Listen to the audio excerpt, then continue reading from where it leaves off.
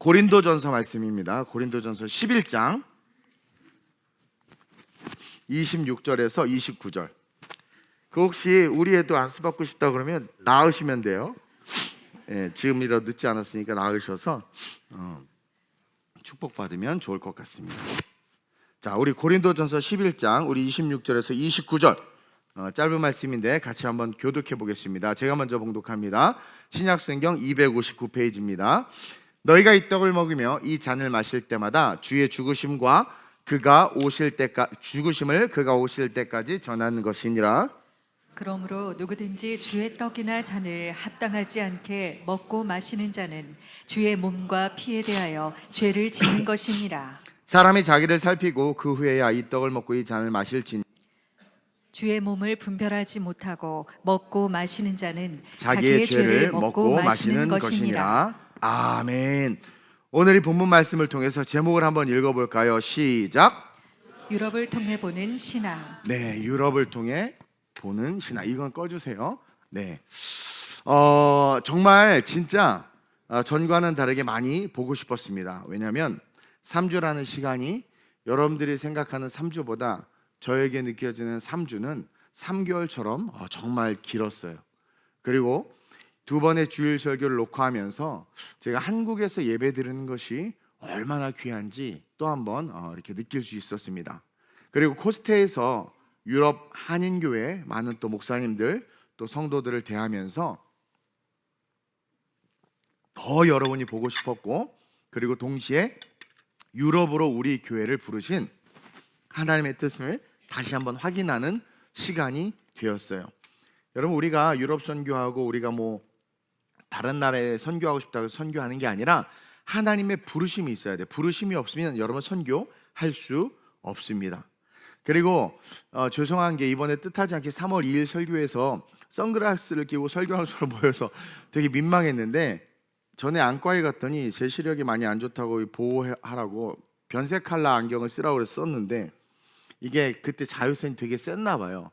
저랑 정구락 선생님 찍고 나서 아무 생각 없이 막 또 달려가지고 저녁에 보내고 나서 보니까 그렇게 돼 있어서 깜짝 놀랐는데, 어떠한 모습이든 모습이 중요한 게 아니라 본질이 중요하니까. 그리고 사실은 한번 테스트 해보려고 했다가 은혜가 임해서 그냥 한 번에 한 큐에 이렇게 설교를 녹화하게 됐는데 뭐 괜찮았죠?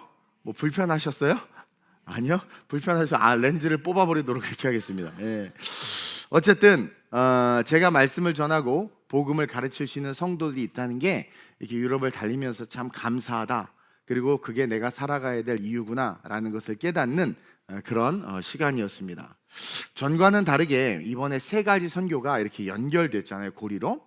그래서 우리 중창팀의 심포니 오브 프레이즈 사역이 끝나면서 자연스럽게 코스트 사역으로 이어지면서 자연스럽게 이렇게 EMTS 사역으로 이어졌는데, 개인적으로는 인원이 적다 보니까 이번에 EMTS는 4명이었죠. 딱 4명.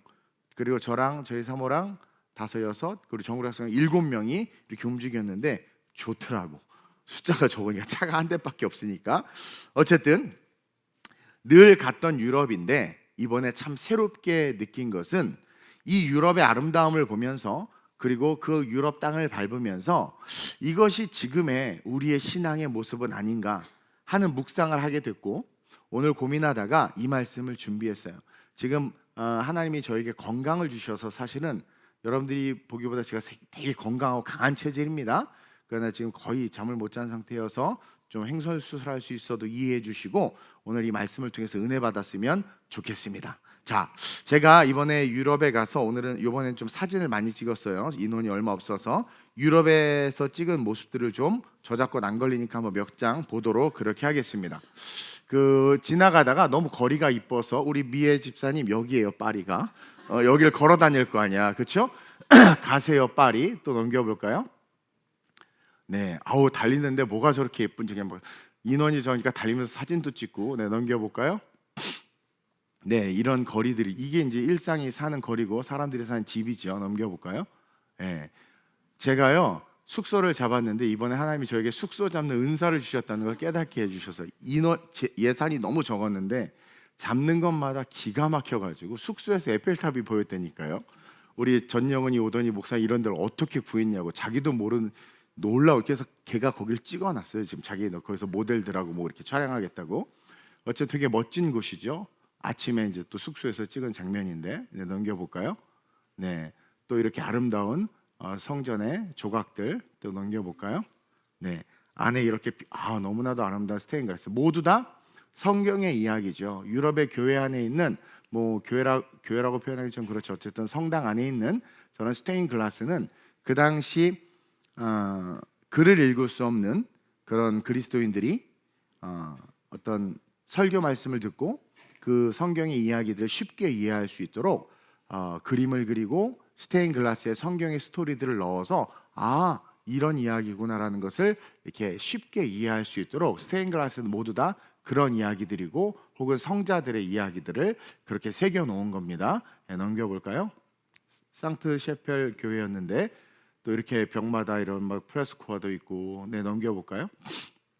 이런 멋진 교회들도 있고, 여기서 우리가 주일 예배를 드렸어요. 여기서 주일날 우리는 여기 서서 동그랗게 모여서 이렇게 거리에서 주일 예배를 드렸는데 되게 감동이고 좋더라고요. 하나님이 우리가 예배 드릴 걸 알고 이 마을 성에 있는 모든 사람을 내쫓으셔서 우리밖에 없었어요. 정말.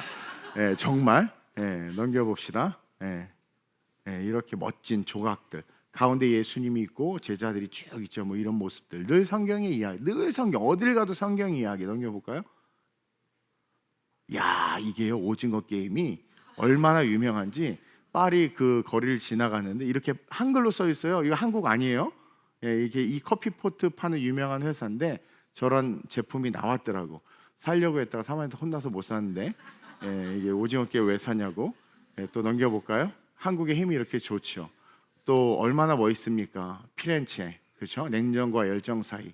성경을 기억하셔야지 무슨 복음과 지옥 사이에서 나는 어디에 서 있는가. 또 넘겨봅시다. 뭐 사진을 잘 못 찍어서 죄송해요. 여기까지. 뭐 유럽의 모습들입니다. 그냥 대충. 너무나도 아름답고 너무나도 참 좋다, 부럽다. 그러면서 드는 생각이, 이런 유럽의 아름다움이 언제부터 시작됐을까? 이런 고민을 좀 해보게 됐습니다. 여러분, 이런 유럽의 아름다움이 언제부터 시작됐을 것 같아요? 유럽이 이렇게 문화적으로 부흥하고 저렇게 정말 다른 나라에선 감히 따라올 수 없는 저런 정말 멋진 성당들, 교회들을 이렇게 짓고 또 그런 어떤 건축물이나 예술을 그렇게 만들 수 있었던 그 시작점, 여러분들 뭐라고 생각하십니까? 묵상하는 가운데 여러분, 그것은 바로 복음과 함께 시작됐다는 것을 발견하게 됩니다. 사도행전 16장 9절에서 10절을 보면 이런 말씀이 있습니다. 시작.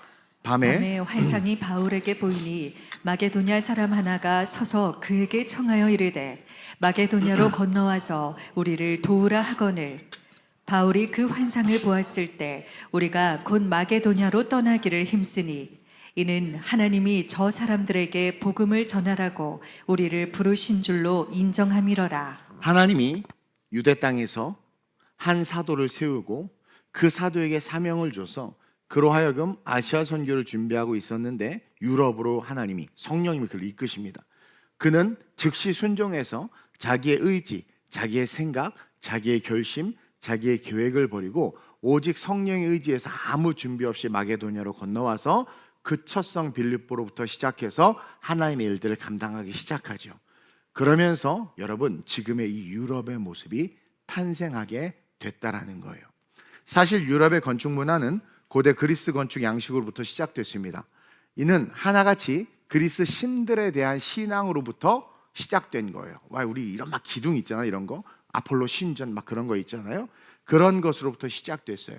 대략 기원전 900년부터 기원후 1세기까지 유럽의 건축 양식은 그리스의 건축 양식을 따라갔습니다. 그러니까 그리스가 중심이 돼서 그 건축 양식이 유럽에 영향을 주기 시작한 겁니다. 그러다가 예수 그리스도가 태어나게 되죠. 그가 자라서 십자가에 달려 죽으시고 그로 말미암아 복음이 전파되기 시작합니다.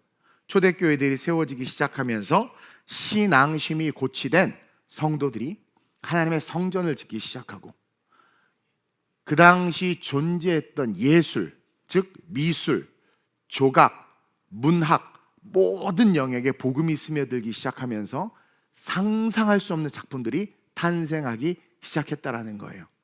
그러면서 그 양식이 유럽, 중세의 비잔틴, 로마네스크, 고딕 양식을 거치면서 르네상스와 바로크, 로코코 등 유럽 문화의 꽃을 피우게 된 거예요. 그 중심에 무엇이 있었느냐? 예수 그리스도의 복음. 복음은 아름다움이고 복음은 창조입니다. 복음은 창조주신 하나님을 가장 아름답게 우리로 하여금 외치고 노래하고 고백하게 하는 거예요. 우리가 잘 알듯이 미켈란젤로나 그 수많은 그 신앙의 화가들이나 작품들을 만들 때 그들이 뇌에 척수가 이 골수가 뒤로 쏟아지는 것 같은 느낌을 받으면서도 그런 그림을 그리고 최후의 만찬과 같은 그런 그림을 그리고 시스나 성당에 식당 벽화를 그려달라는 제안을 받고 그림을 그리는데 대충 그리면 돼요. 받은 수당만큼만 그리면 돼요. 근데 그 그림이 하나님의 영광을 위한 거니까 화가가 그럴 수가 없는 거예요. 그러니까 전심을 다해서 하나님을 향한 마음으로 그리는 겁니다.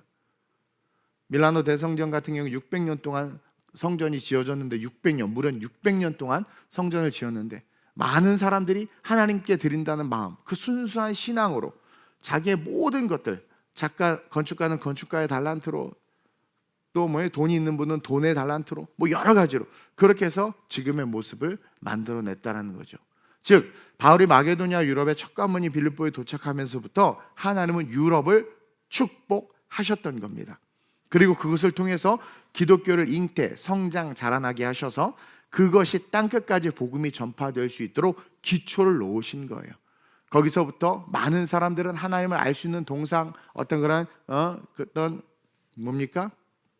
부조, 그림, 이콘, 여러 가지 것들을 통해서 복음을 알 수 있도록 하나님께서 모든 문화를 융성시키셨다는 거예요.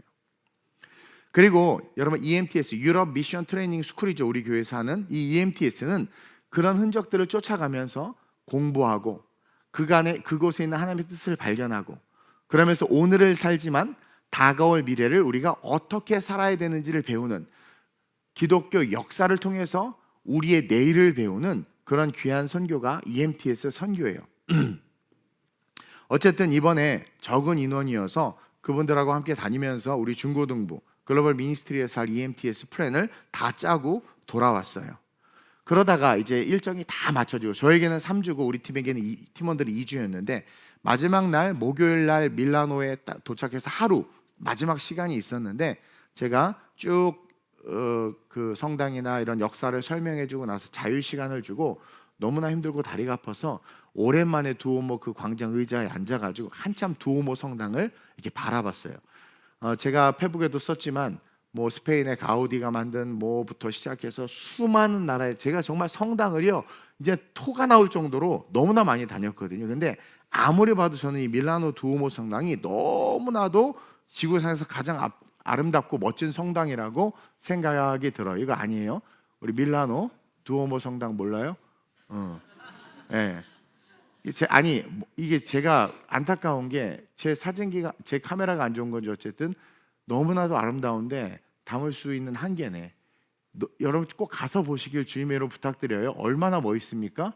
이게 좀 시커매 보이지만 여러분 가까이 가서 보면 우리 진화 말로는 비싼 돌이 가장 많은 성당이라고 해요. 너무나도 멋지고 너무나도 아름다워요. 이 외관과 또 있나? 내부의 모습들을 보면 좀 이렇게 또 이렇게 보니까 우중충해 보이네. 햇빛 받아서 보면 너무 아름다운데 이게 내부의 모습인데 봅시다. 끄시면 화면 띄워져. 이거 아니고 보세요. 그래서 그 성당을 가만히 보고 있는데 아무리 생각해도 정말 너무 멋진 성당이에요. 근데 실상을 들여다보면 어마어마하게 큰 규모고 600년 동안 지어졌는데 지금 현재도 그곳에서 미사를 드리고 있습니다. 캐톨릭이죠. 어쨌든 미사를 드리고 있는데 그 큰 성당에 50명 미만의 노인분들만 미사를 드리고 있다고 해요. 그리고 미사를 드리는 주일이면 어떤 관광객들의 출입을 막고 그렇죠? 그냥 예배에 집중해야 되는데 관광객은 관광객대로 돌아다니면서 구경하게 하고 이렇게 칸막이라기보다 이렇게 라인을 쳐서 거기서 그냥 자기들끼리 미사를 드려요. 그런 여러 가지 모습들을 보면서 이게 우리의 신앙의 실제의 모습은 아닌가.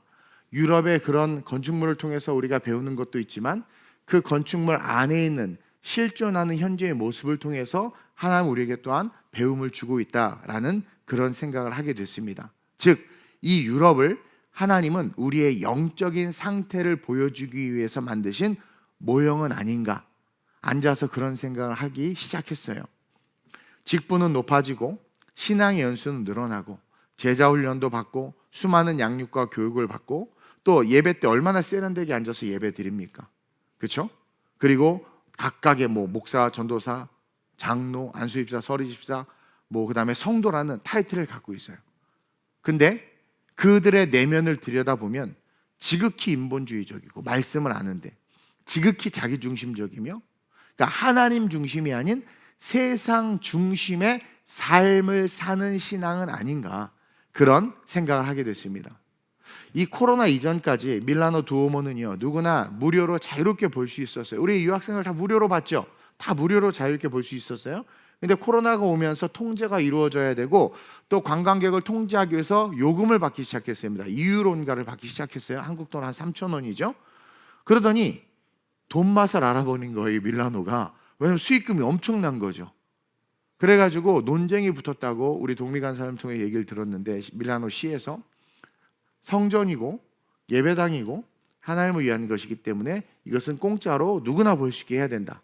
근데 정부 정치인들이 항상 문제, 아니다, 이거는 노다지다, 이거 받아야 된다, 그리고 다른 나라 다 받지 않냐, 우리도 입장료를 받자, 팽팽히 싸우다가 누가 이겼겠습니까? 정치인들이 이겼겠죠. 그래가지고 돈을 받기 시작하는데 저 충격받았어요. 이번에 얼마인 줄 알아요? 10유로야 10유로. 거기서 공부한 애들은 입이 찢어지고 놀래지. 10유로. 그러니까 미안하니까 옆에 조그맣게 박물관, 거기서 떼어낸 것들 잔뜩 모아놓고 그냥 두 개 같이 싸잡아서 보게 해줄게, 10유로네, 이건 거예요.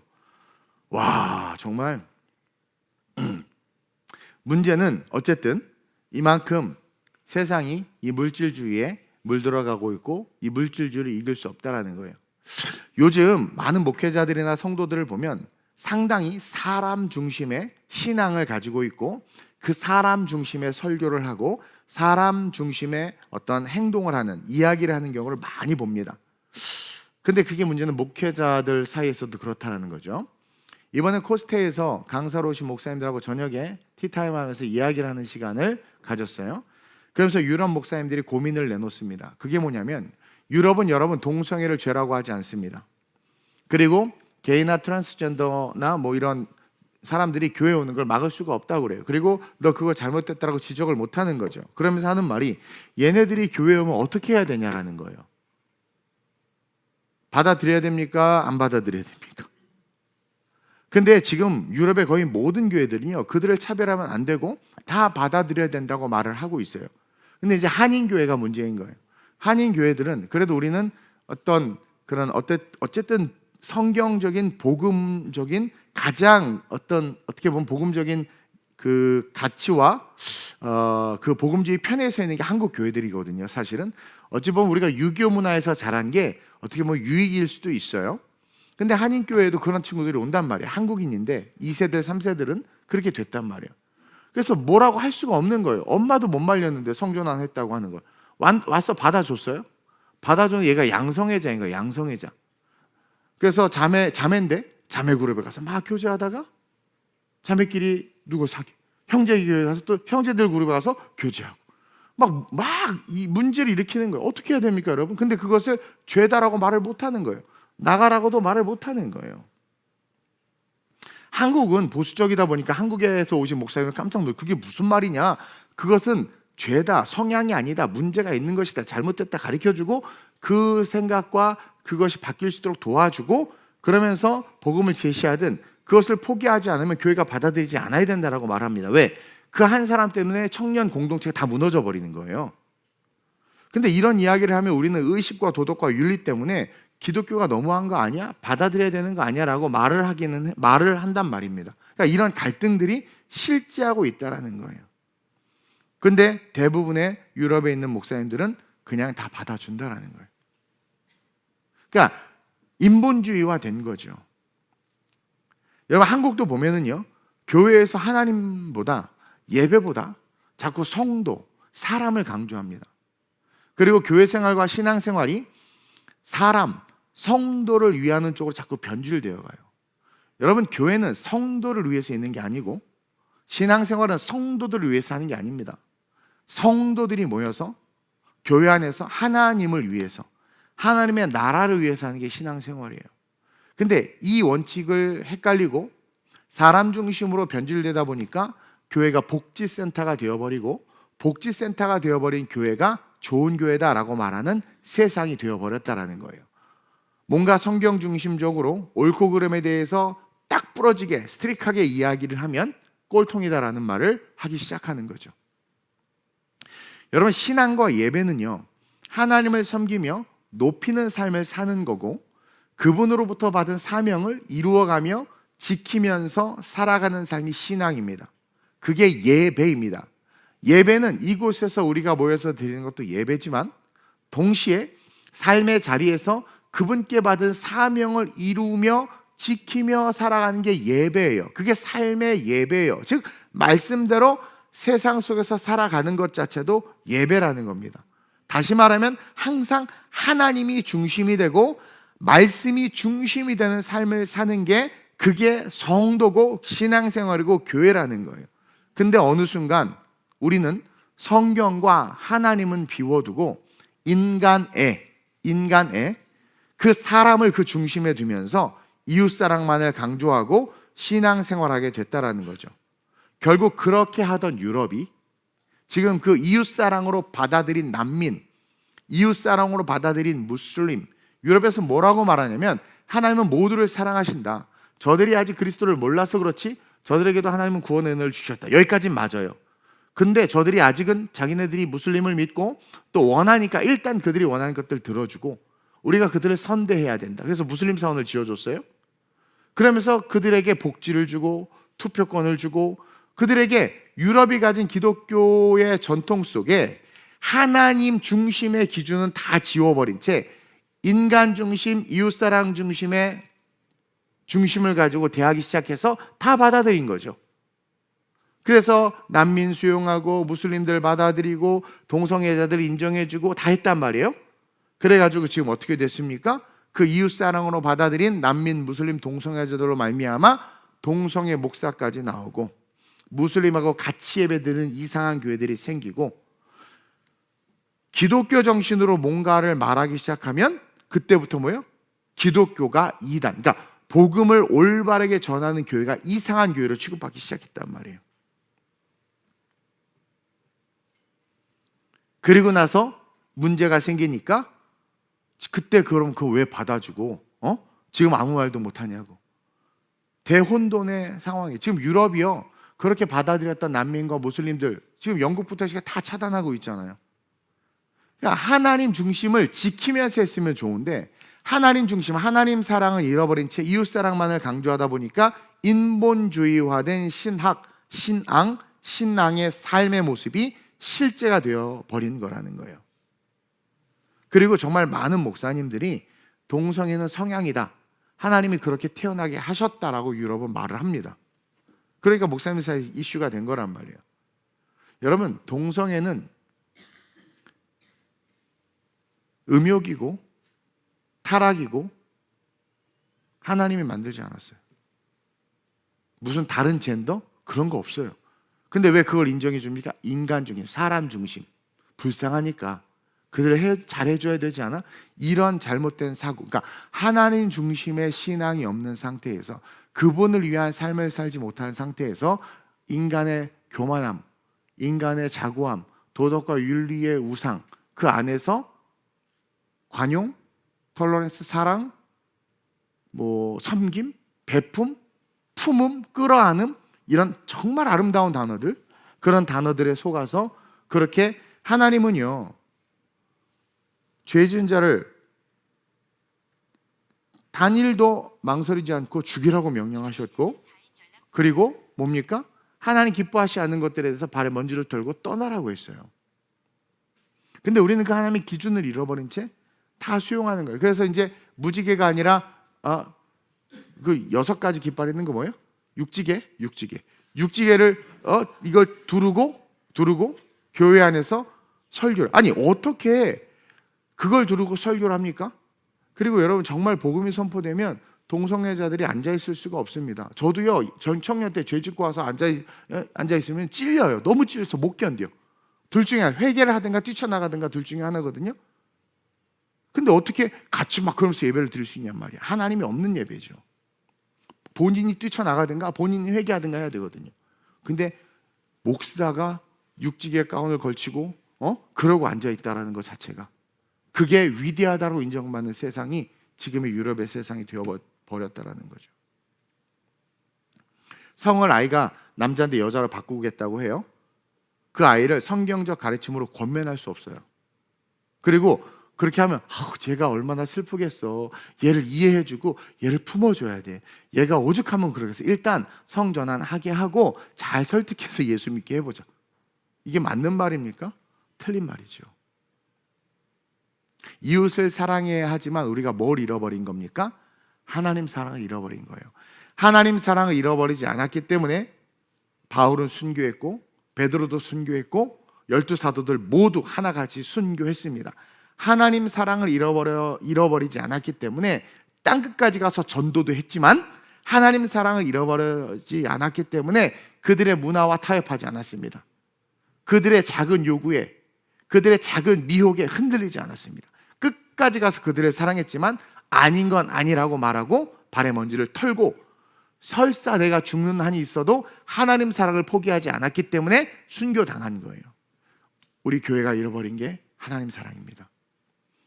하나님 사랑을 잃어버리니까 인간이 위대해지고 하나님 사랑을 잃어버리니까 도덕과 윤리가 기준이 돼버린 거예요.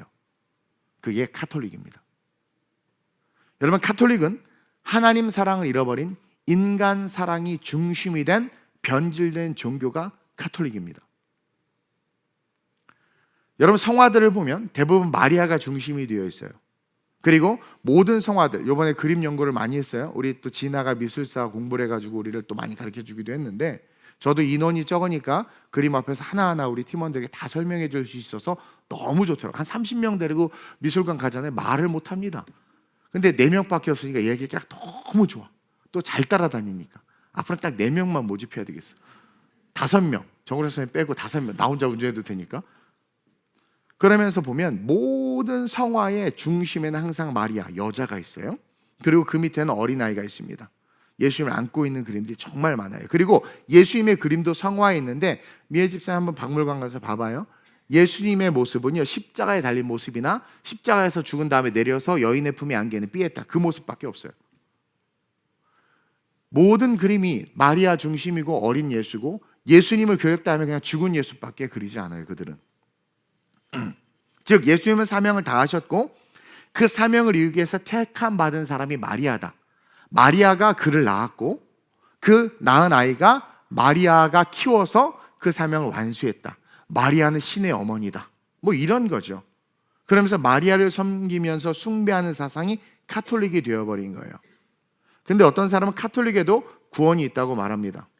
원론적으로 말씀드리면 카톨릭에도 구원이 있고 무슬림에도 구원이 있고 불교에도 구원이 있습니다.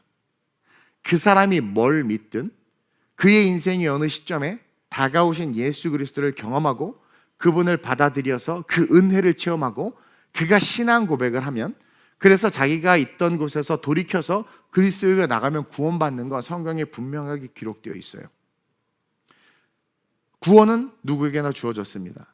만약에 정말 카톨릭 성도들 중에서 누군가 정말 그리스도를 인격적으로 만나고 성령을 체험했다면 단연컨대 그 사람은 카톨릭에 앉아있을 수 없습니다. 미사의 자리에 앉아있을 수 없습니다. 못 견디고 뛰쳐나갈 수밖에 없습니다. 진짜 예수 그리스도를 만나면. 근데도 예수님을 만나고 구원받았다고 말하면서 카톨릭에 남아있다면 잘못 만났거나, 부자 청년이 예수님 만났죠? 율법 다 지켰다고 말했죠? 근데 네 재산을 팔아 가난한 자에게 나눠줘라. 그러면 내가 너에게 축복을 주고 나와 함께 구원을 받을 것이다 했더니 그 부자 청년이 돌아가 버렸잖아요. 그러니까 그 부자 청년처럼, 가룟 유다처럼 스스로 구원을 포기해서 카톨릭에 있는 겁니다. 예수님을 만났음에도 스스로 구원을 포기해서 있는 거예요. 왜냐하면 정말 카톨릭에 몸을 담고 성당을 다녀도 진짜 구원을 받게 되잖아요. 그러면은요, 그러니까 성당을 다니고 예수님을 믿어 내가, 근데 내가 나 정말 구원받았어요. 그렇게 말을 하고 구원을 받을 수 있다. 만약 그렇다, 그게 사실이다 그러면 하나님은 루터를 통해서 종교개혁을 하실 필요가 없었습니다. 왜 종교개혁을 했는지 우리는 그러니까 공부해야 돼요. 왜 종교개혁의 역사를 전 너무나 많이 공부해가지고 종교개혁의 역사를 알면 그렇게 말을 할 수가 없습니다. 카톨릭 구교가 하나님 중심이 아니었고 인간 중심이었기 때문에, 인간 중심, 사람 숭배의 종교가 되었기 때문에 하나님이 틀어버리신 거죠. 캐톨릭을 버리고 개혁교회, 프로테스탄트, 개신교를 주신 겁니다. 정말 예수 그리스도를 인격적으로 만나고 말씀을 올바로 깨달으면 루터처럼 될 수밖에 없어요. 또 성령을 받았다면 그곳에 머무를 수가 없습니다. 예전에 제가 로마 베드로 성당에 들어간 적이 있는데 정말 숨이 막히고 힘들었어요. 꼭 가보세요. 마치 마귀의 집에 들어온 느낌이 듭니다. 사방에 온갖 아이돌, 우상들. 근데 종교개혁에서 가장 먼저 한 게 뭡니까? 그걸 다 철거시켜 버렸잖아요. 우리는 카톨릭에 다니는 분들에게 복음을 전해서 교회로 돌아올 수 있도록 해야 합니다. 그 예의가 아니고 인격이 아니요. 분명하게 이야기하고 그들이 구원받을 수 있도록 도와야 되는 거예요. 성경은 분명히 주님이 다시 오실 때 믿음 있는 자들이 적어질 수밖에 없다라고 예언하고 있어요. 누가복음 18장 8절에서 9절인데 한번 읽어볼까요? 시작. 내가 너희에게 이르노니 속히 그 원한을 풀어주시리라. 그러나 인자가 올 때에 세상에서 믿음을 보겠느냐 하시니라. 또 자기를 의롭다고 믿고 다른 사람을 멸시하는 자들에게 이 비유로 말씀하시되. 여러분, 이 말씀이 뭐냐면 이 비유로 말씀하셔 속히 그 원한을 풀어주시라. 우리가 기도하는 여자 이야기 잘 알죠. 불의한 재판관. 자, 부르짖으면 응답해 주시고 우리의 간구에 반응하시고 우리와 함께 하시는 하나님이에요. 그렇게 부르짖고 주님과의 관계 속에서 살아가면 믿음이 자라나고 응답받고 축복받는데, 주님이 뭐라고 말하냐면 인자가 올 때, 이건 시간의 흐름을 말하죠. 언제인지는 모르지만 재림 때까지 그 많은 시간 가운데서 이 세상에서 믿음을 보겠느냐, 믿음이 사라진다. 근데 믿음이 왜 사라지는지를 또 설명해 놓고 있어요. 뭐라고 설명합니까? 자기를 의롭다고 믿는 다른 사람을 멸시하는 자들에게 이 비유로 말씀하시되, 포인트가 뭡니까? 자기를 의롭다 믿는 자들이 많아지는 거예요. 자기의 사상을 믿고 자기의 주관적인 생각을 믿고 자기의 신념을 믿는 사람들이 많아지는 거예요. 그리고 그들의 특징은 다른 사람들을 멸시하는 거죠. 그러면서 바리새인의 기도와 세리의 기도를 비유로 들고 있습니다.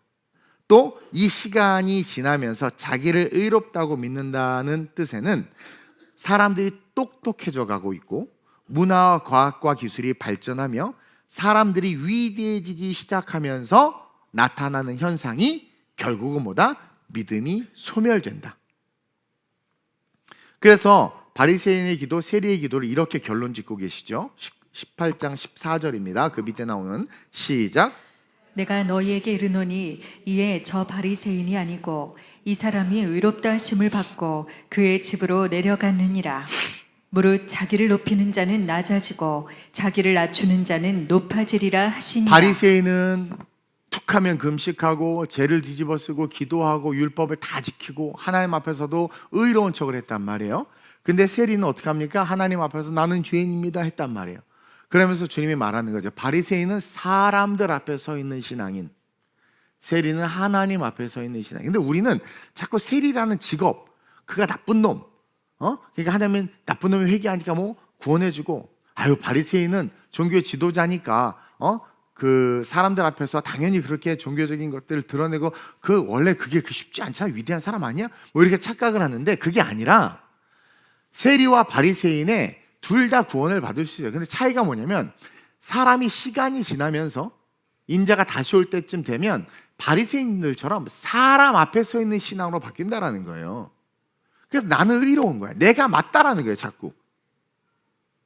그리고 세리는 어떻게 된 거야? 하나님 앞에 서 있는데 시간이 흐르면서 하나님 앞에 서 있는 사람이 없는 거니까, 하나님 앞에 서 있으면 아무리 잘했어도 하나님 앞에 딱 서 있는 순간 못 견뎌. 죄 때문에 회개하게 되고 하나님 앞에 딱 서 있는 순간 돌이키게 된단 말이에요.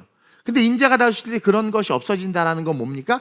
하나님 앞에 서 있는 자가 없는 거예요. 인본주의. 내가 맞아. 저들도 품어야 돼. 이웃을 돌봐야 되고 그들을 위해서 교회가 힘써야 되고. 그러니까 하나님을 위한 게 없어져 버린단 말이에요. 그게 유럽 교회란 말이에요. 가보면 철저하게 느낄 수 있어요. 그러니 우린 다 예수 믿어. 하나님 오늘날 축복하셨어. 회개라는 걸 몰라요, 유럽이. 하나님 앞에 서 있는 자들이 없는 거예요.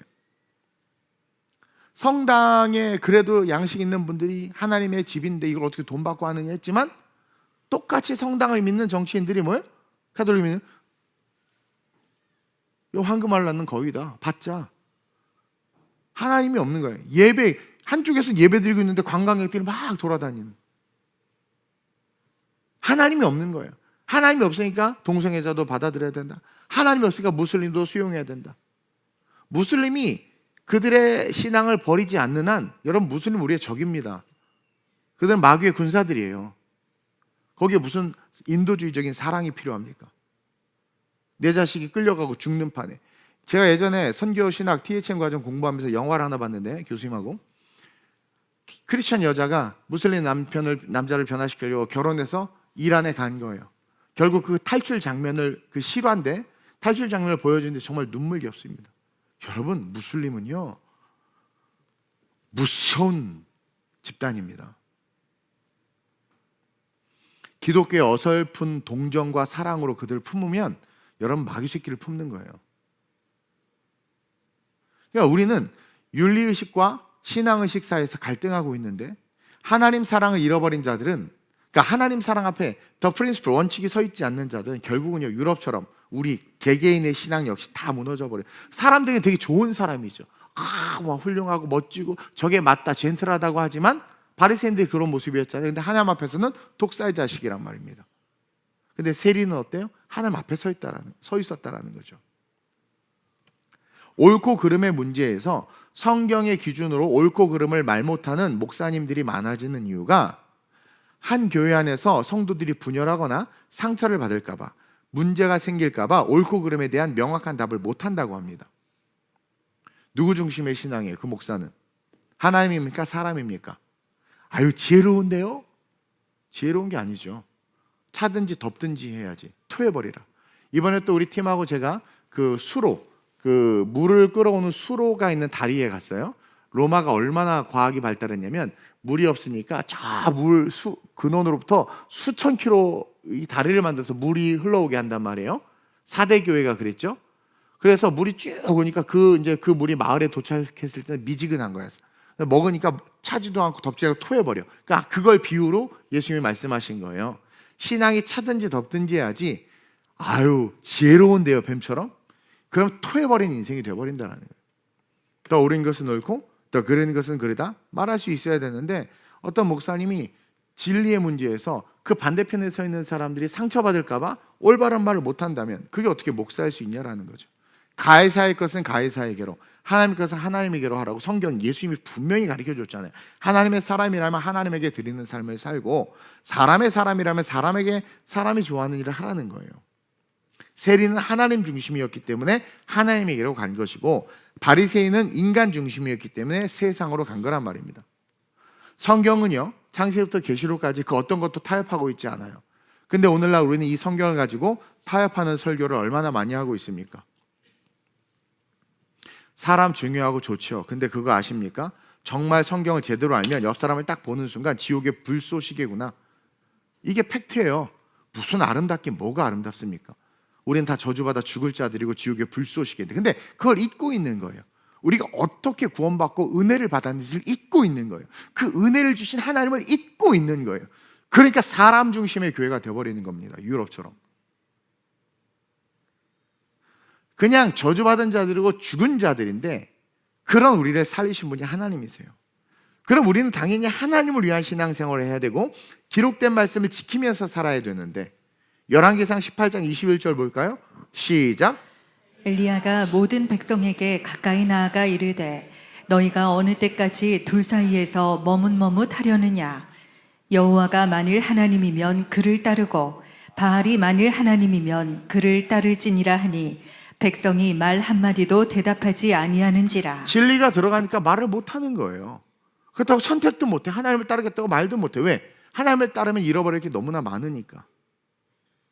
밀라노 두오모를 보다가 문득 우리 예수님이 오신 말구유가 생각이 났어요. 사진을 한번 볼까요? 성화 중에 한 장면인데 좀 확대해 보면 너무 아름답게 그렸죠. 이 성화에 보면 머리에 이렇게 동그랗게 저런 원이 있는 게 성자, 거룩한 사람을 상징할 때, 또 죽었을 때 구원받은 자를 상징할 때 저런 걸 그려놔요. 그렇죠? 아무도 없어요. 초라해요. 저 위에 가브리엘 천사의 메신저, 그렇죠? 이 그림을 보면 그 당시 글을 읽지 못했던 사람들이 성경을 알게 되는 거죠. 목자들에게 기쁜 소식을 전하고 있고 아기는 태어나고 있고 이런 모습이에요. 그런 화려한 성당들에 비해서 얼마나 초라합니까? 여러분, 이게 뭐냐면 겉으로의 화려함이 아니라 내면의 본질로 예수님이 오셨다라는 거예요. 왕이시면 왕궁으로 오셔야죠. 그러니까 동방박사가 왕궁으로 간 거 아닙니까? 먼저 찾으러. 여러분, 겉의 화려함이 아니라 예수님은 내면의 본질로 오신 것처럼 우리의 겉모습이 아니라 텅 빈 화려한 성당이 아니라 큰 건물의 그런 교회가 아니라 뭐예요? 우리의 내면에 예수 그리스도를 모시고 우리의 내면을 채울 수 있어야 돼요. 내면을 가꿀 수 있어야 된다는 거예요. 하나님 중심으로, 말씀 중심으로, 성령 중심으로. 비록 말구유였지만 그곳에, 그 초라한 곳에 예수님이 오시가 예수님에게 확 조명이 되는 것처럼 우리 어떠한 거와는 상관없이 우리 안에 예수님이 있으면 그 예수님으로 말미암아 우리의 내면이 꽉 차져서 우리의 외모의 어떠함이 바뀌어버리는 거예요. 우리의 삶 자체가 변화돼 버리는 거예요. 내 안에 있는 게 막 드러나기 시작하는 거죠. 예수의 능력과 권세가 나타나기 시작하는 거죠. 그래서 가라면 가고 서라면 서는 거예요. 내 내면에 예수가 있으니까 부자든 가난하든 잘났든 못났든 내 내면에 예수가 있는 자들은요, 예수가 가라면 가고 서라 하면 서는 거예요. 그러나 내면에 예수가 없이 겉만 화려한 자들 보세요. 얼마나 말만 많이 합니까? 헌신 희생을 바보처럼 여기고 있지 않아요? 주를 위해서 살아가는 삶에 있어서 지혜가 있어야 된다고 말합니다. 내일 당장 지구가 멸망하면 어떡할 건데요? 여러분들의 내면에 누가 있습니까? 말씀이 있습니까? 사람이 있습니까? 예수가 있습니까? 세상이 있습니까? 우리는 자꾸 인간의 해석을 적용합니다. 그래서 말씀에 물을 타고 희석시켜서 성도를 죽이고 교회를 약화시키고 있어요.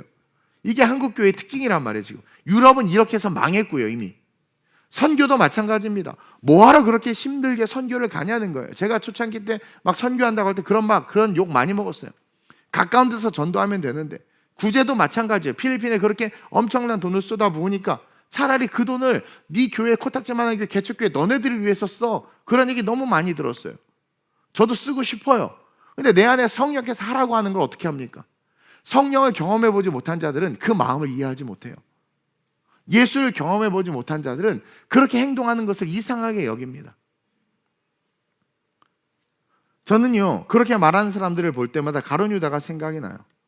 하나님 중심이 돼서 하나님을 쫓아가는 게 아니라 인본주의적인 자기 생각과 함정이고 편안한 안위 속에서 예수님의 뜻은 전혀 헤아리지 않고 자기 주장의 모습을 펴는, 가난한 자들이 나누면 더 좋았을 텐데 복지사역하고 있는 거죠. 그리고 자기의 생각이 말씀보다 앞서 있는 거죠. 내면에 자기 생각이 차 있는 게 드러나는 거예요. 마리아는 내면에 자기 결혼도 해야 되고 이거 자기의 혼수고 자기의 미래인데 자기 내면에 예수님이 채워져 있으니까 다 쏟아 놓는 거예요. 가룟 유다는 내면에 예수님이 없는 거예요. 자기의 미래, 자기, 돈, 이것만 있으면 그게 쏟아져 나오는 거죠.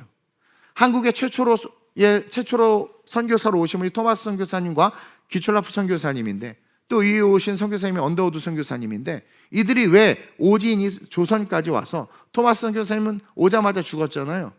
그들이 바보라 그랬나요? 언더우드 선교사는 그 젊은 나이에 알지도 못한 조선으로 선교 간다고 할 때 집에서 교회에서 안 말렸을 것 같아요. 그냥 가까운 데서 사역하라고 하지. 근데 그들이 왜 갔냐라는 거예요.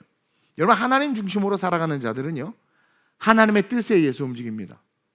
우리는 이런 자들을 돕고 이런 자들을 위해서 기도해야 돼요. 교회마다, 성도마다 사명이 다 달라요.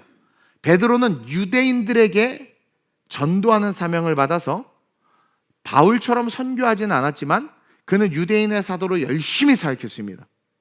바울은 이방인의 사도로 사명을 받아 유대 땅에 머물지 않고 국경과 국경을 넘어다니면서 복음을 전하고 교회를 세웠단 말이에요. 둘 다 공통적인 특징은 하나님 중심이라는 거예요. 하나님 중심으로 분명한 사명을 가지고 인생을 살아갈 수 있는 자들이 겉도 화려해지고 속도 화려해지고 속도 성령 충만, 겉도 능력이 나타나는 진정한 그리스도인들이 될 수 있다는 거죠. 저는 미래의 한국 교회들이 유럽의 교회들처럼 겉은 화려한데 속은 텅 비지 않을까 두려웠어요. 또 예수 믿는 수많은 사람들, 특별히 대형 교회들이 지금 선택을 잘못하고 있어요. 이번에 코스트에서도 우리 팀들이 좀 충격을 받은 사건이 한 가지 있었는데, 저는 목사님들이 되게 중요하다고 생각합니다. 어떻게 목사님들이 저런 말을 하지? 복음과 전혀 상반되는? 예수 믿는 수많은 사람들이요, 목사, 전도사, 장로, 권사, 안수사, 이분들 보세요. 겉은 화려한데 속은 다 바리새인 되어 있어요. 예수 앞에서, 구원 앞에서 되돌아가진 않을까? 제 안에 막 두려움이 오는 거죠. 우리는 유럽을 통해 배워야 합니다. 하나님 중심의 신앙을 잃어버린 유럽은 지금 온갖 어둠의 문제로 신음하고 있어요. 그리고 신앙의 그 멋진 유산으로 밥 벌어 먹으면서 타락하고 있습니다. 동성애자의 인권이 성경의 가르침보다 중요하고 거리에서 복음을 전하는 것이 혐오의 대상이 되어버렸어요. 복음을 말하는 것 자체가 이상한 사람 취급을 받게 됐단 말이에요. 지금 우리도 막 그런 법들 통과시킨다고 하고 있잖아요. 정신 나간 사람들이. 그 모습을 통해서 하나님은 다시 우리의 신앙이 점검되어지고 오실 주님을 위해서 선교하면서 일어나야 함을 말씀해 주셨어요. 제가 밀라노 두오모를 좋아하는 이유가 있는데, 그 성당 안쪽 깊숙한 곳에 들어가면 홀로 외롭게 서 있는 한 사람의 동상이 있기 때문이에요. 제가 그 동상이 있는 두오모를 좋아하고 사랑하는 겁니다. 캐톨릭의 성당을 사랑하는 게 아니라. 한번 볼까요? 전에도 한번 말씀드렸는데 누굽니까? 예수님의 12제자 중에 한 명이었던 바돌로메예요. 바돌로메. 우리가 나다나엘이라고 말하는, 나다나엘이 바돌로메거든요. 빌립이 나다나엘에게 저스트 커밋이 와서 봐라. 그러니까 나다나엘, 야, 나사렛에서 무슨 선한 것이 나겠느냐? 근데 어쨌든 따라왔어요. 근데 걸어오는 그를 보면서 예수님이 저 속에 간사한 것이 없는 자다, 그 마음을 알아보시고 그를 제자로 거두십니다. 그가 요한복음 1장 47절에 이런 증언을 받아요. 시작. 예수께서 나다나엘이 자기에게 오는 것을 보시고 그를 가리켜 이르시되, 보라, 이는 참으로 이스라엘 사람이라. 그 속에 간사한 것이 없도다. 참으로 이스라엘 사람이라. 하나님을 경외하는 자다. 그 속에 간사한 것이 없다. 복음이 들어가면 복음대로 살 사람이다. 이 바돌로메는요, 계속 화면 주세요. 이교도들과 영적 전쟁을 치른 사도입니다. 이교도들과 싸웠던 사도이고 결국 이교도의 왕에 의해서 순교를 당하게 됩니다. 문헌에 따르면 터키 쪽에서 순교를 당했다고 하는데, 가죽이 통째로 벗겨지는, 살아있는 상태에서 가죽을 통째로 벗겼어요. 그런 고통을 받으면서 순교했는데, 그 동상이 왜 두오모에 있을까? 이 밀라노 두오모에. 다른 데서 바돌로메 동상을 찾아볼 수가 없는데. 그리고 이게 뭐냐면 뒷모습인데, 저게 머리에, 전에 한번 설명해, 가죽이 벗겨진, 가죽을 자기가 두르고 있는 겁니다. 자기 몸을 두르고 있는 거예요. 저게 머리가 홀딱 벗겨진 거예요.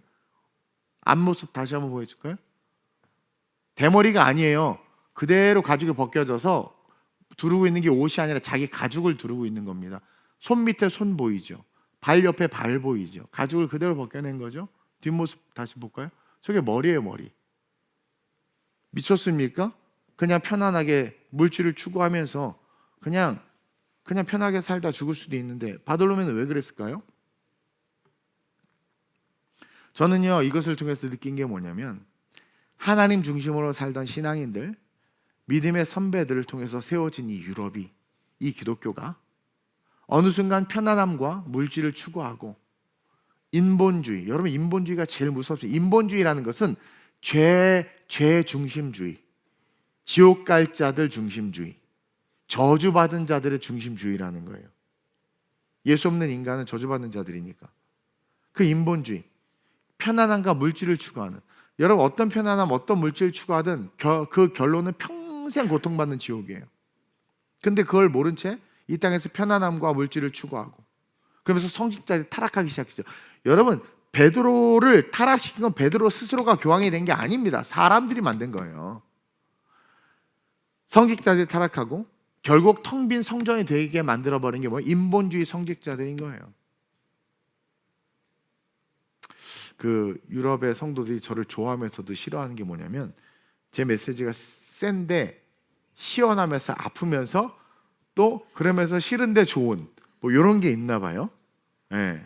우리 영은이가 이제 저녁에 파리에 와서 만났는데, 목사님, 파리 팀이 이제 다 귀국했죠. 자기 청년들하고 저녁 식사하면서 청년들이 사진 찍은 걸 보여주는데, 야, 니네 목사 이동 목사 제일 설교가 은혜였고 짱이었다고 막 그러면서 영은이가 또 어깨 이빨이 올라가서 왔어요. 근데 제 앞에서는 다 조용해요. 왜냐면 죄를 지적하니까. 예. 근데 지적받는 게 좋은 겁니다. 그래서 헤롯이 세례요한을 좋아했어요. 세례요한 때문에 미치기 일보 직전인데 세례요한이 세례요한을 좋아했어요. 왜?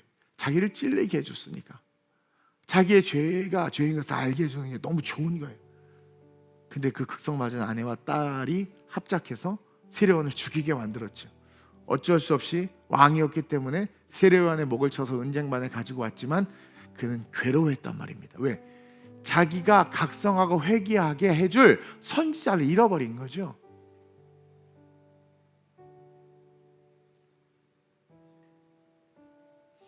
지금요 유럽은요 적그리스도의 문화가 가득합니다. 카페 갔더니 남자인지 여자인지도 모를 애가 와서 그냥 막 사방에 돈 달라고, 밤에 물 사러 갔더니 마약한 애들이, 파리에 그냥 갔더니 뭐 유럽 여러분 정말 더럽습니다. 도처에 찌른 데가 가득하고,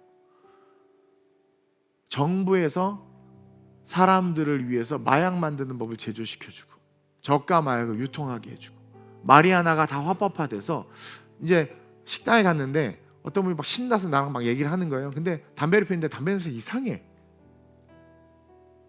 대마초 피고 있는 거죠, 말아서. 사람들이 원하니까. 그대 정신적 편안함과 안락함으로 해서 대마초 19세 이상 다 펴도 되는 거예요. 여러분, 그런 법들을 허용합니까? 우리는 다시 바돌로메오 같이 하나님 중심의 신앙으로 일어나야 돼요. 여러분, 오늘날 타락한 강단이 너무나 많아요. 오실 주님을 위해서 빛을 발하는 교회와 성도들이 되라는 감동을 두오모에 앉아있는 그 시간에 제가 받았어요. 오실 주님을 위해서. 제가 그래서 그리스도에게서 그리스도에게로라고 주제를 잡았는데 정말 맞아요. 오실 주님을 위해서 빛을 발해야 돼요. 그분이 오신단 말입니다.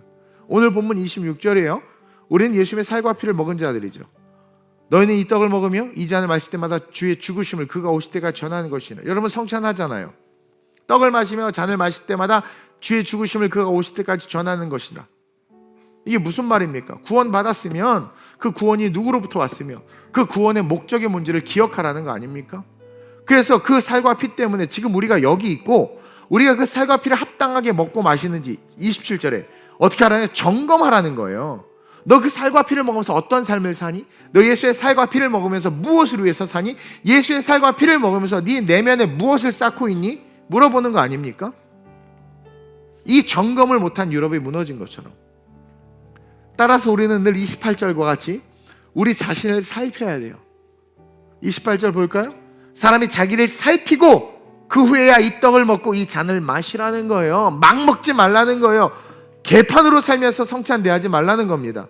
네가 그리스도의 성찬을 대할 수 있는 그 은혜와 자격이 있는지를 점검하며 그 그리스도의 길을 걸어가는 삶을 사는지를 분별하여 먹고 마시라는 거예요.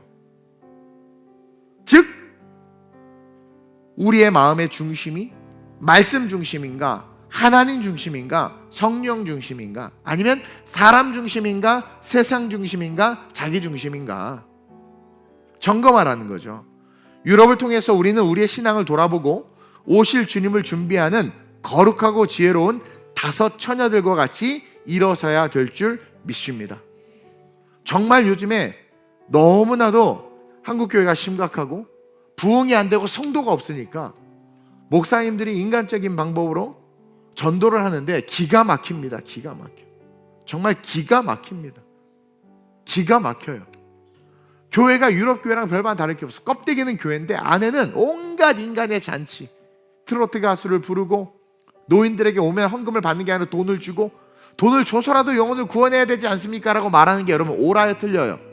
돈을 줘서라도 영혼을 구원해야 된다는 게 맞아요 틀려요? 어느 교회가 영혼을 구원하기 위해서 노인들을 오면 돈을 주는 거예요. 5,000원씩 10,000원씩. 그렇게 해서라도 예배 드리게 하는 게 맞아요 틀려요? 그걸 맞다라고 말하면 인본주의화 된 거예요. 책을 잘못 읽었든 잘못 설교를 들었든, 만약에 그 방법이 없어 예수님이 오병이어와 수많은 기적으로 영혼을 구원했겠죠. 우리는 무엇으로 구원해야 돼요? 오직 복음으로, 말씀으로만 구원하는 거예요. 이 가치들이 흔들리기 시작하니까 한국교회가 여지없이 무너져 나가는 겁니다. 그런 인자 올 때 들려와 올라갈 자가 어디 있겠어요? 저는 제 소원은, 여러분 분명히 말하지만 제 소원은 여러분들과 함께 천국 가는 거예요. 저도 넘어지고 쓰러지지만 우리에게는 회개의 은혜가 있다고 그랬어요. 회개할 수 있어요. 그러면서 끊임없이 우리 안에 말씀을 쌓아야 돼요. 성령을 쌓아야 되고 하나님께서 기뻐하시는 삶을 쌓아야 된단 말이에요. 그래서 주님 오셨을 때 지혜로운 다섯 처녀들과 같이 설사 졸고 있어도 그 기름이 있음으로 말미암아 혼인잔치에 참여하는 진짜 성도들이 되어야 된다는 거죠. 지금은요, 가치 전쟁의 시대입니다. 제가 보니까 가치 전쟁, 대한민국 정치도 가치 전쟁이고요, 미국의 그런 에스닉 자민족 중심주의도 가치 전쟁이고요, 지금 뭐 동성애자들이 말하고 떠든 그 가치의 전쟁입니다. 우리의 가치는 예수 그리스도입니다. 우리는 타협할 수 없는 예수 그리스도의 가치를 가지고 변화무쌍한 세상 한복판에서 변화하지 않은 그 복음, 예수의 가치를 가지고 살아가야 돼요. 그러한 교회가 될 수 있도록 기도해 주시고, 여러분들이 그러한 성도들이 될 수 있도록 스스로를 오늘 말씀처럼 살피고 떡과 잔을 대하시고, 글로벌 미니스트리를 통해서 최소 3개국 이상의 언어들을 자유롭게 구사하면서 기독교 크리스찬티를 가지고 그 어떤 직업을 갖든 그 직업에서 복음을 전할 수 있는 용사들을 키우는 사역들을 앞으로 50년간 감당하려고 하는데, 그 사역이 잘 세워질 수 있도록 저 여러분들이 기도해야 됩니다. 사단법인 글로벌 미니스트리를 통해서 차세대 지도자들을 세우기를 원합니다. 이를 위해서 오늘 이 시간 한번 기도합시다. 유럽을 통해서 바라보는 나의 신앙, 지금의 우리의 신앙, 우리의 모습은 어떠한가? 나는 인본주의인가 신본주의인가? 나의 기준은 변하지 않는 말씀인가? 나의 기준은 변화무쌍한 세상의 가치인가? 돌이켜 바라보면서 바돌로메오와 같이 내가 죽을지언정 내 안에 예수 그리스도를 위해서 삶을 살겠다 결단하는, 정말 성령 충만함으로 복음에 합당한 삶을 사는 그런 우리가 될 수 있게 해달라고, 우리 오늘 말씀 읽으면서 주님을 한번 부르고 합심으로 전심으로 기도합니다. 주여, 할렐루야. 좋으신 아버지 하나님 감사합니다. 유럽의 아름다움을 보고 왔습니다. 그 화려함들을 보고 왔습니다. 그 멋진 성화와 그 멋진 조각들을 보고 왔습니다. 그러나 정작 그 성당 안에, 그 교회 안에 있어야 될 사람은 하나도 없습니다. 하나님, 세상은 하나님 너무나도 빠르게 변하며 하나님 복음조차 변하는 세상 가운데 같이 변절되어져서 결국 유럽이 여러 영역에서 몸살을 앓고 무너지고 쓰러지는 모습을 보고 왔습니다. 도처에 기준이 없이 살아가는 자들, 마약과 범죄에 씌든 자들, 하나님, 가난한 자들은 그 가난을 세어나올 수도 없고 관용과 사랑으로 받아들인 무슬림들에 의하여 말할 수 없는 고난과 고통을 겪고 있는 유럽인들을 보았습니다. 복음의 본질을 잃어버린 채 하나님 인간 사랑에만 중심을 두고 살다가 하나님 스스로 무너지고 쓰러진 연약한 모습들을 보았습니다. 한 번 사는 인생 이 마지막 때 우리는 하나님 사랑을 우리의 삶의 기준으로 세워야 될 줄로 믿습니다. 하나님 사랑이 중심이 되어 하나님 땅을 바라보며 하나님을 경외하며 오실 주님을 향해서 달려나가는 진정한 성도들이 되어야 될 줄로 믿습니다. TGC가 그와 같은 성도들이 되길 원합니다. TGC가 그와 같은 사역과 사명을 감당하는 교회가 되길 원합니다. 주님 앞에서 겉만 화려한 교회가 아니라 그 내면이 예수와 성령과 말씀으로 사명으로 꽉 차 오실 주님 앞에서 기꺼이 헌신과 희생하며 하나님 순교까지도 기꺼이 감당할 수 있는 사한 신앙, 사한 소망, 사한 생명이 될 수 있도록 주님 역사하여 주시옵소서. 하나님, 이 TGC를 통하여 열방에 무너져가는 교회들이 회복되는데 우리 TGC가 쓰임받게 하시고 연합과 일치를 통하여 하나님 어둠의 권세를 몰아내며 자라나는 다음 세대들을 하나님의 자녀들로, 용사들로 키울 수 있도록 인도해 주옵소서. 우리 성도들 언제 주님 오실지 모릅니다. 하나님, 지혜로운 다섯 처녀들과 같이 기름을 준비하고 있습니다. 그래서 주님 오셨을 때 들려 올라갈 수 있는 은혜를 누리게 하여 주시고 오실 주님 앞에서 부끄러움 없이 흔들림 없이 인생을 살아가는 영혼을 준비하는 성령 충만한 자들 되게 해 주옵소서. 하나님 감사합니다. 2007년 하나님은 선교하는 교회로 교회를 개척하라고 말씀하셨고 그 말씀에 순종해서 세워진 이 교회는 단 한 번도 그 말씀을 어기지 아니하고 주신 사명대로 지금껏 달려오고 걸어왔습니다. 부흥을 주셨고 열매를 주셨고 많은 사역들을 감당하게 하셨습니다. 밀라노에 다시 부흥, 새 가족이 오면서 부흥의 시작이 시작되었고 독일에 하나님 놀라운 인터내셔널 글로벌 교회로 성장하는 열매를 보여주셨습니다. 유럽이 얼마나 빠르게 변화하고 있는지 매년 코스텔을 가면서 느낍니다. 또 이번 EMTS를 통해서 그 유럽의 화려함들의 그 시작은 바울의 순종, 유럽 땅에 복음이 들어가면서부터 그 아름답고 위대한 그리스도의 문화가 세워졌음에도 그들이 하나님 중심, 하나님 사랑을 잃어버린 채 사람 중심, 사람 사랑만을 바라보고 붙잡고 걸어가다 보니 지금 이루 말할 수 없는, 해결할 수 없는 엄청난 사회적, 정치적, 종교적, 문화적 갈등과 아픔 속에 허우적거리고 있음을 보았습니다. 그 위대한 유럽 도처에 도시 전체가 화장실인 것처럼 지저분하고 다민족이 어울려서 살고 사랑으로 그들을 품었지만 그 인종 간의 갈등과 분열과 다툼이 실제함을 보았고 그들이 삶의 비전과 꿈을 꾸기보다는 하루하루 살아가는 것이 버겁고 힘겨워서 시계추처럼 그 화려한 문화를 누리지도 즐기지도 못한 채 종처럼 살아가고 있는 모습들을 보았습니다. 이 대한민국 선교의 강국이요 복음의 강국 샘족의 후손으로 세운 이 대한민국, 이 나라도 지금 위기 가운데 있습니다. 하나님, 한국교회가 깨어나 말씀 중심, 하나님 중심, 성경 중심으로 돌아가게 하셔서 세계 교회를 살리는 데 쓰임받게 하시고 다시 오실 주님 앞에서 이기는 자들로 기경되게 하시며 하나님 땅끝까지 이르러 복음을 증거할 수 있는 위대한 자들 될 수 있도록 주님 역사해 주옵소서. 우리 내면에 무엇이 있습니까? 밀라노 두오모처럼 겉만 화려하지 않습니까? 하나님은 그 밀라노 두오모 안에 바돌로메의 동상을 세워 놓으셨습니다. 복음을 위해서 가죽이 벗겨지는 순교까지도 기꺼이 감당하며 오직 복음으로 충만하게 살았던, 간사한 것 없이 인간의 간사한 생각하지 아니하고 말씀에만 충만히 붙잡혀 살아갔던 그 바돌로메, 그를 세워놨던 것은 역설적으로 성전 안에 있어야 될 신앙인의 모습이 이와 같은 모습이어야 한다는 것을 보여주는데 그 성전에 아무도 없습니다. TGC가 부흥하게 될 줄 믿습니다. 이 부흥은 하나님 단순하게 숫자적 부흥이 아니라 그리스도의 사역과 그리스도의 사랑과 그리스도의 능력의 부흥이 되길 원합니다. 우리를 써주시고 우리 다음 세대들을 사용해 주옵소서. TGC를 통해서 일하신 하나님을 찬양하며 좋으신 예수님의 이름으로 감사하며 축복하며 기도드립니다. 아멘.